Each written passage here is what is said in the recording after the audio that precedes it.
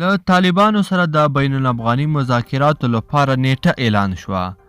دا نیټه څه وخت ده، چیرته به دغه بین الافغاني مذاکرات کیږي، تازه معلومات د سولې په اړه څه دي، دلته یې له موږ سره په دغه ویډیو کې کتلی شئ. درنو لیدونکو السلام علیکم، وخت مو په خیر. بین الافغاني مذاکرات به د جون په 15مه پیل کیږي.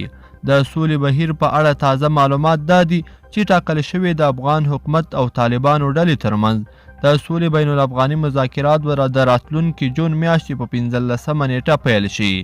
تر هغه وخته به د خپلمنځي باور جوړولو او د دوامداره اوربند یا اورکم لپاره پر یو عملي میکانیزم څو اړخیزه بحثونه وشي.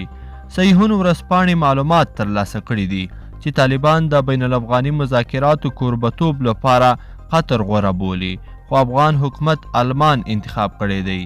یعنی په قطر کې د پاکستان او امریکا نفوذ زیات دی او بیطرفي نشي ساتلی، خو آلمان په طالبانو هم نفوذ لري او له 2000 کال راهیسې د افغان حکومت متحد پاتې شوی دی او د بون غونډې مخینې ته په کتو یې حکومت غوره بولي. ښایي د دریم انتخاب په توګه د مرکزي اسیا هیوادونو په ځانګړي ډول ازبکستان یا ترکمنستان وي، خو لا هم دغه انتخاب نه دی وروستی شوی. افغان حکومت د بین الافغاني مذاکراتو لپاره بشپړ تیاری لري او د سولې مذاکراتي پلاوی له وړاندې د ټولو اړخونو په خوښه او رضایت نهایي کړی دی.